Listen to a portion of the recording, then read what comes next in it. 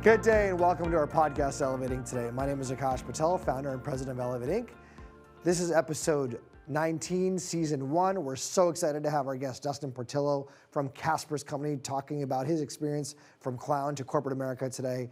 And I want to let you know that our guests are community leaders, friends, clients of Elevate Inc. If you have interest in joining our podcast, please send us an email, info@elevate-inc.com. Also, I want to thank the Tampa Bay Chamber of Commerce. I've been honored to be appointed to the board of directors. Thank you to Chairwoman Yvette Segura of USA for this great one-year appointment. It's an honor to work for the organization that's given so much to our business community. I was the 2017 Emerging Leader of the Year Award at the Tampa Bay Chamber, and I'm a 2012 graduate of Leadership Tampa. This is a great organization. If you're not a member, please join. If you have any interest, please let us know on how to get involved. We'd love to host you at an event. Thank you so much for watching our podcast, and we really hope you'll share this on your social media and learn more about what's going on with Dustin Portillo. Thanks so much.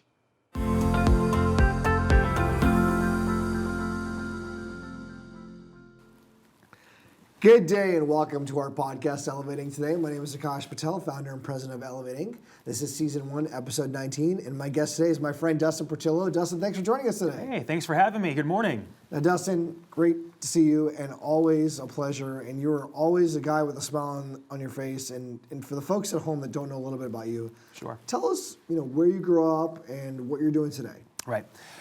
So I grew up in Kansas City, Missouri, and every year my parents would take my brother and I to Ringling Brothers, Barnum and Paley Circus as a kid. And at the age of 4, I said, that's what I'm going to do. And I told my parents I wanted to be a circus clown with Ringling Brothers, and I did it. At the age of 18, I signed my contract with the greatest show on earth and toured for 7 years to the day, November 12th of 05 to November 12th of 2012. Exactly 7 years, 3,500 shows, 400 PRs from television, radio, newspaper, local, national, you name it, we were doing it. And then I got scouted to be Ronald McDonald, and I did that for 3.5 years in the Tampa Bay area. I used to do the Macy's parade, and then McDonald's had it's called the Worldwide Convention. So it's every owner, operator, vendor, supplier across the McDonald's brand convenes in Orlando, and I used to go out there and hobnob for 3 days and do a show. It was pretty fantastic work and a great job. Absolutely loved it. And then the day after my birthday in 2017, had heard that they were killing the program. So then Blake Casper, the owner of Caspers Company McDonald's, called me and said, I want you to come down to our office. And so I came down to the office, and they created a position for me, and then the trajectory of working in community relations. And I told Blake, I said, I don't understand. How do I go from being a performer to working in community relations? And he said, well, you just didn't know it, but your entire performing career, you were doing community relations work.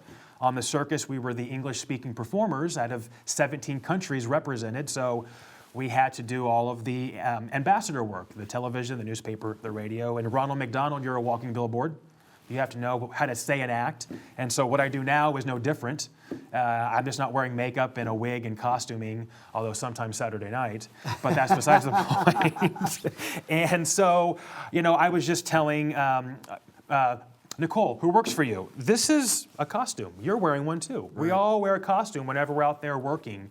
And you have to know how to say and act. So there's no difference from the performing world to the business world. It's the same thing. You have to know how to be presentable. And in the performing world, it's the same thing. Now, a lot of people say a lot of things when they're 4 years old. You said something, and then you told your parents. Right. What was your parents' reaction when you said you were going to be a clown? They thought it was cute. At the age of 4, I don't know exactly what they said, of course. But growing up later on, they thought it was just going to be a phase, that I would just grow out of it. Oh, that's cute. But once they found out that you can make a living as a circus clown, you have to go to school. And it isn't just a thing that you just slap on the makeup and you go out there and you act stupid. It's a pretty old ancient art form. It goes back to the Egyptian time period. So it's pretty, revered around a lot of countries, especially over in Europe. It's still a prized profession out there is being a circus clown. So, and people that follow Ringling Brothers, they know that it was, extraordinary experience. It was very competitive, I'm sure. Right.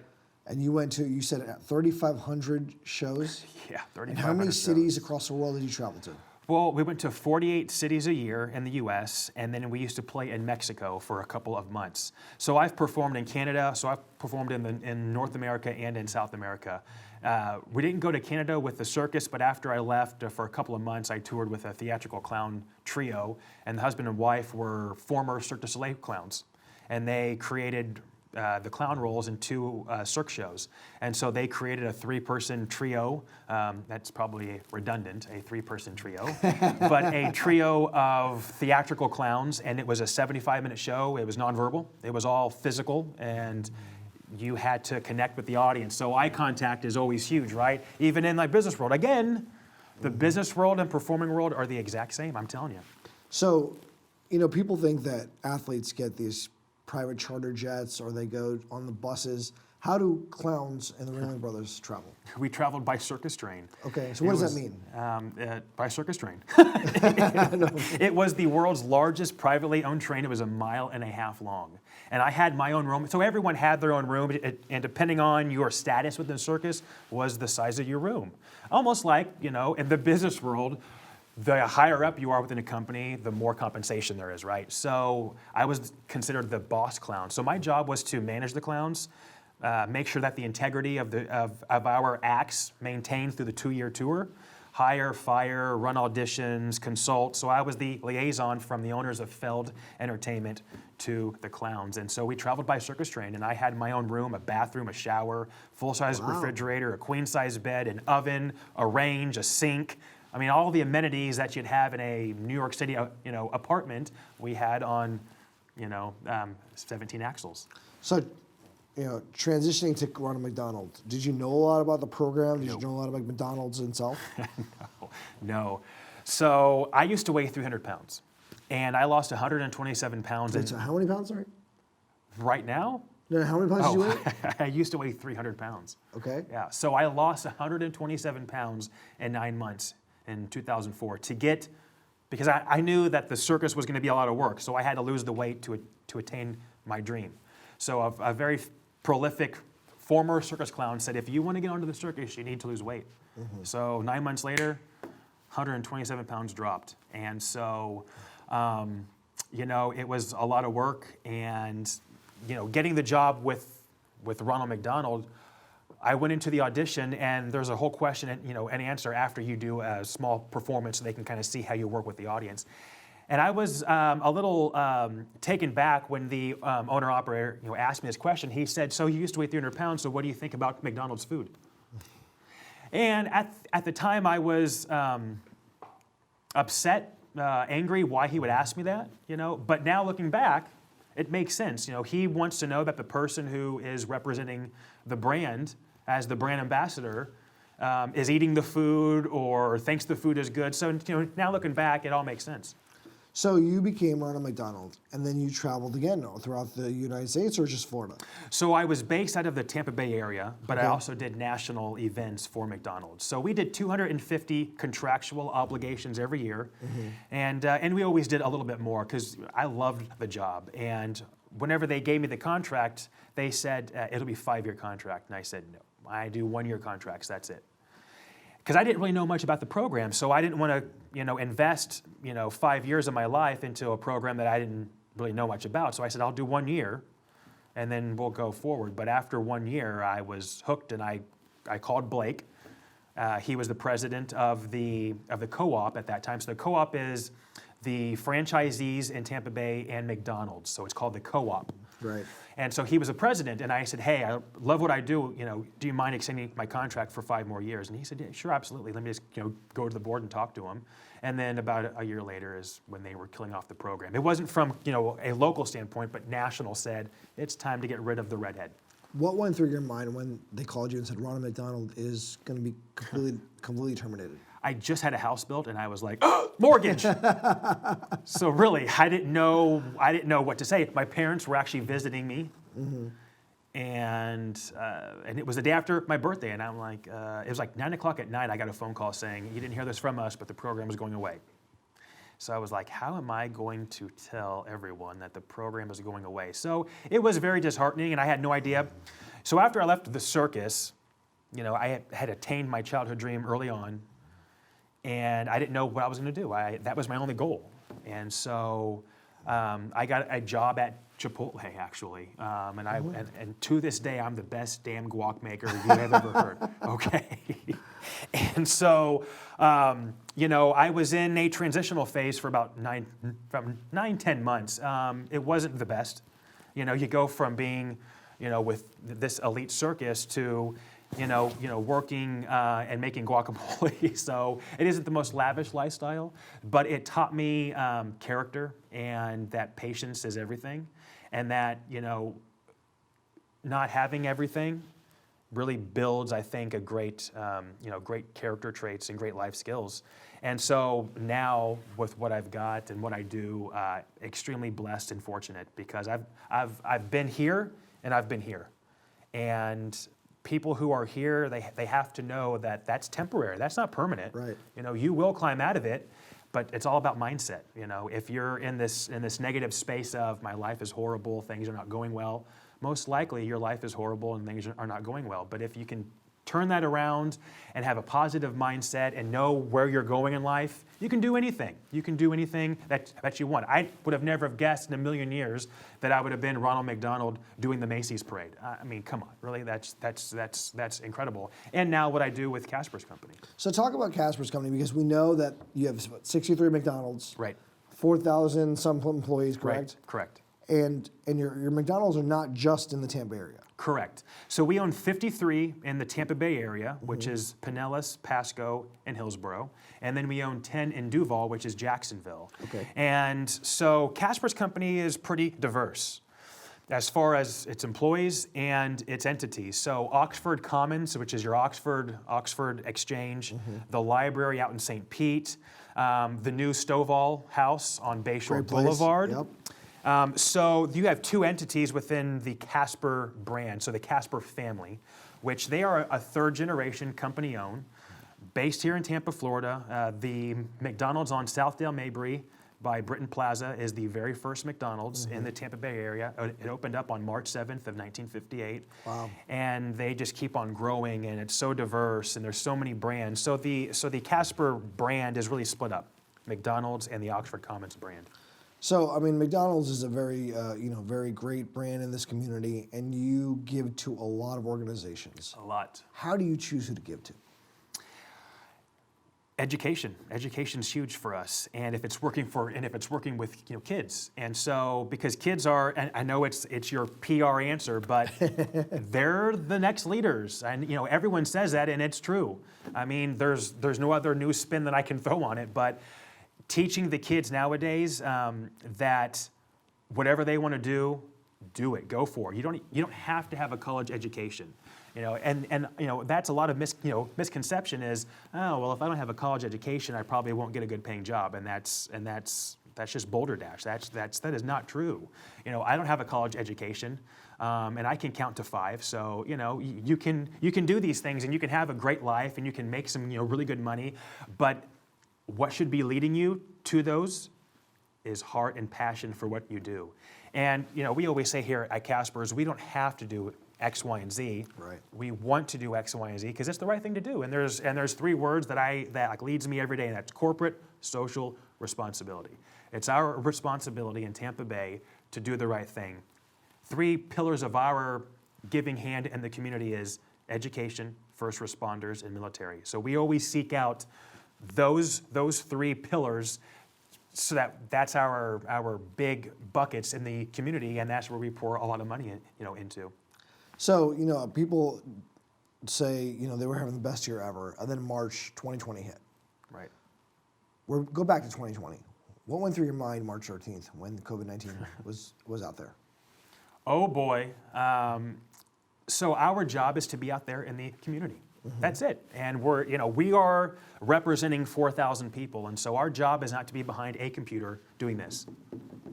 I mean, every now and again, but that's not our job. Our job is to go out there and find good charities and businesses to work with on behalf of the 4,000 employees. And so whenever COVID hit, I'm thinking, why are we just sitting behind a desk? Why are we not out there doing something? So we drafted a press release. We sent it out. We got television hits, newspaper hits. We got about $65,000 worth of free advertising on what we did, based on what it would have cost if you had done X, Y, and Z. And so our company gave out 105,000 meals. So you have to think that there's 209 McDonald's in the Tampa Bay area, and just 63 stores or 53 stores in Tampa out of those 209 gave 105,000 meals. Wow. What are the other franchisees within McDonald's doing? So our company does extraordinary work, but there's other franchisees that are also doing extraordinary work. So you just can't take what we do at Caspers as the end all be all, because there's other franchisees out there who are also doing extremely good work. We're just the biggest in the area. And you pivoted, like you said, during the pandemic, and you gave back so much, and you still give back so much. Talk about, just before the 2020 ended, the donations you gave to people like Metropolitan Ministries. Right. So, our budget is pretty nice to give back in the area, and we're so fortunate that Blake and Allison and Robbie Casper. Those are the Casper family, right? Yeah. So you have Blake Casper, his sister Allison Casper Adams, and then you have Robbie Adams, and so they're just incredible people. And what they have told us is, do it on behalf of Caspers and make us shine.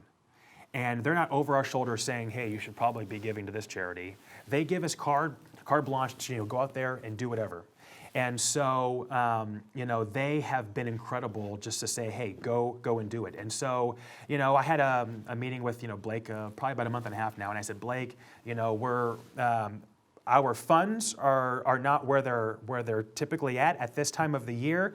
It might be nice to do a couple of nice sized donations. Does that mean you haven't given as much as you should have? Correct. Well, so again, 2020 is just a strange year. We forget about it. I'm surprised a ghost hasn't popped out from right at this table. But I say that and then a ghost pops out. So from internal to external, we just haven't done quite as much as we had from 2019. Right. So I said, it might be nice to do a couple of nice-sized donations. And he said, well, what'd you have in mind? And I said, I think Metropolitan Ministries. They do extremely good work. And High Risk Hope. So High Risk Hope works with premature babies and their families. Pretty incredible organization. And so I said, I think maybe $25,000 each. He goes, okay. And so what did you do? You just wrote a check, or what? Well, strangely enough, I think that was on maybe a Tuesday. On Saturday morning of the same week, we were providing breakfast for the sporting clays up in Land O'Lakes for Tampa Police Department. We're their breakfast sponsor for their sporting clays event. And Aaron Jacobson, who is one of the DJs or one of the personalities on WFLA, he was there and he goes, hey, Dustin. And so, because I've been on his show 3 or 4 times, and I said, hey, I got a question for you. What charity do you work with at the end of the year that, and he goes, well, strangely enough, we work with Metropolitan Ministries. And I said, awesome, because I have an idea. We're giving them $25K, and I'd love to go onto your program and do it live. And he hooked me up with Michelle Land, who is their sales lady, and she is phenomenal. She's a miracle worker. And I have a good relationship with iHeart. So we spoke, and I told Blake, I said, we're going to go live on the air. And so we had a massive check, and we showed up at their tent, and Tim Marks was there, and Molly James, and the rest of the leadership. And live on WFLA, we gave them $25,000. And again, it goes back to it's the right thing to do. And especially this year, they're experiencing 50,000 plus families to be using their services. Wow. And so Michelle Land with iHeart calculated our $25,000 will help 454 families put either Thanksgiving or Christmas on the table and give the kids gifts. So that's pretty remarkable stuff. And we'll show a picture right now on the screen of your day. That day you gave that $25,000 check, which is just remarkable. You did great. You guys and Caspers did a great job of just giving back to the community. You do so much. So there's people out there that are saying, Dustin wanted to be a clown at 4 years old. He got his dream job at whatever age you got your dream job at, and you also continue to give back to the community. Right. What's your motivation? Why do you do this? Well, I had spoken earlier. What leads me is my heart, and community relations is we are bridging a gap between our company and Tampa Bay or even in Jacksonville. And our job also is internal. That's our job. So we have a corporate social responsibility in the community and a corporate social responsibility within Caspers. So it's also crew incentives and going out there and recognizing crew who have received phenomenal compliments from making a customer's day, and we get those quite often. Mm-hmm. And there are crew members who have been working in the same restaurant for 40 years. 40 years, and people say she doesn't have goals, she has no ambitions. Well, I'm here to tell you, they do. They do have goals and they do have ambitions. Their goals might not relate to business goals or to working at Caspers. It might be, I want to go with my husband on 3 vacations every year. And so, Wanda, who works at our East Hills McDonald's, has been there for 40 years. Incredible. Her customers know her. Everyone knows her, and she knows everyone's orders. And she comes in and she lights them up every single morning. Hey, how are you? And she works breakfast only. And she is phenomenal at it. And so our job, when they get a great customer compliment, is to go out there and we handwrite a letter and we give them a little small token of our appreciation. And so, community-wise and internal-wise, and what really drives me is I put myself in their position. Mm-hmm. If I went above and beyond, how would I want someone within the office to come out there and treat me? Would I want to just receive a letter in my mail or have someone physically coming out, driving 20, 30 minutes to say, hey, you're amazing and we really do appreciate you?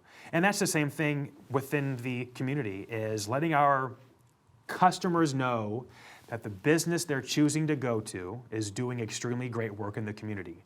And it's also important that our crew members know that the company they choose to work for is doing great stuff in the community. So if you go onto our social media, which is at Caspers Company. Well, we'll put the handle up on social media, yes. If you go to our social media, you're never gonna see a try our Travis Scott meal, try a Big Mac, try an Egg McMuffin. You're never gonna hear or see a post. It's all about what we're doing internally and externally. Because I firmly believe that, again, a company that is doing good work has positive results in the community.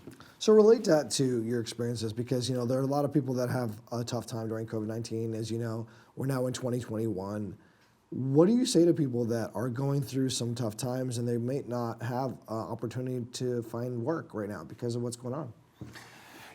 We are constantly looking for top-notch talent, and we're actually, raising our minimum wage to $10. So I know in September of next year it's going to be at 10. So we're basically going to be 1 year that's ahead in Florida, of it. just Correct. Watching, yeah. Correct. So we are going to be 1 year ahead of that. So next year, whenever the $10 mark goes into effect, we will be at 11. And this is one of my favorite quotes from a gentleman named Earl Nightingale, who had a phenomenal it was a podcast. I mean, it was a radio show. Now it would be called a podcast. Back in the 40s, 50s, 60s. And if you never heard of him, the guy's incredible. And he said, minimum wage isn't meant to be a lifestyle. It's meant to be a stepping stone to something great. So everyone has to start off here to get here. I started off here, and then I went here, and then I went here.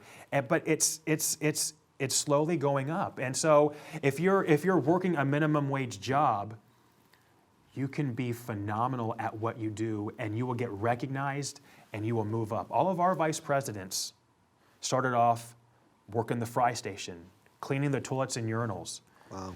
There is not one of them that has a college degree. Hard work, persistence, character, personality gets you places.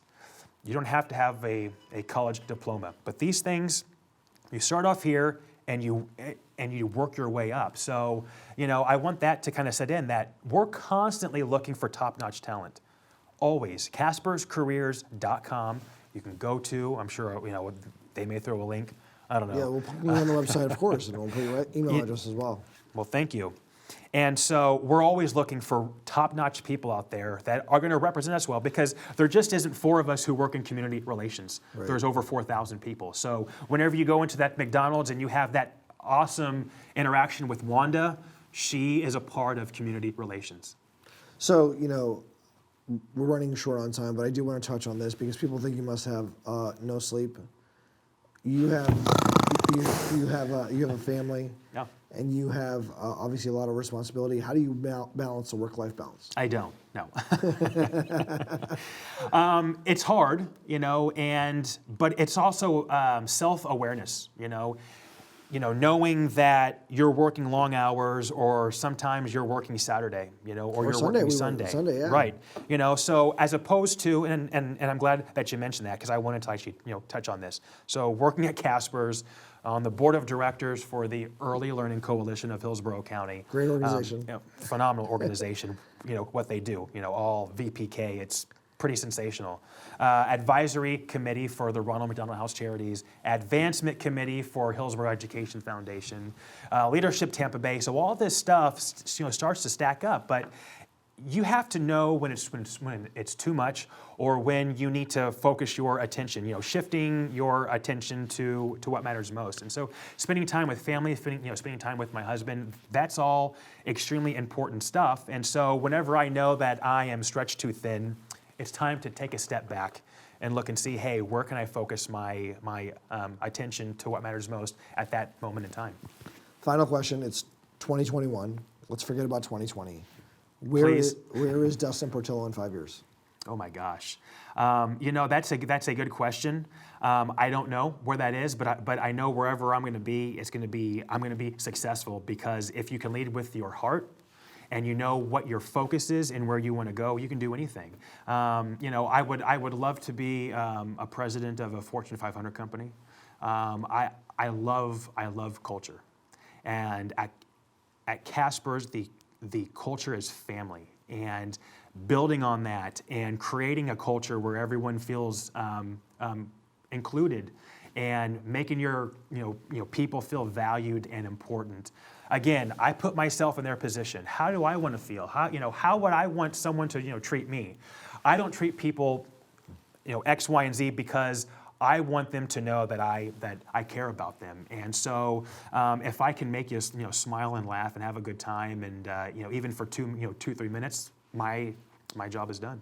There are people out there that are watching this that really are inspired by you, because you are an inspiration to people, and especially you give so much to the community, and they're going to want you to mentor them. Have you had an experience where someone has mentored you to get to where you are today? Yes. And who was that person? So, I had briefly touched on him. He was a pretty prolific clown who had told me to lose weight. And he kind of took me under his wing, and he had been a professional clown with the Ringling for 27 years, a long time. And so he said, listen, you need to do this, and this, and you need to lose weight. And it wasn't until that he told me that I needed to lose weight that I needed to lose weight. So I owe my career to what I do now to him. Because if he hadn't told me that, I probably would have never have attained my childhood dream, then become Ronald to what I do now with Caspers. So you have to have someone help steer you along. You can't go on this path by yourself. And do you take the time to mentor others now? Oh, for sure. Our community relations team, it's always given little small nuggets of wisdom, and they do the same for me. So it's you have to give back. You have to want to give back in your community. And again, it just isn't take. It's how is it a two-way street? How are you being contributory to Tampa Bay, to Jacksonville, but also maintaining standards and integrity and knowing your mission and knowing what the outcome is? Well, my guest today has been Dustin Portillo. Dustin, thanks for joining us today. I really appreciate you being on our podcast. Of course. We'll put all your information. We'll put the photos on the screen here. And thank you again for your time. Thanks. This is Aakash Patel of Elevate Inc., and you've been watching episode 19 of season 1. Thanks so much for joining us.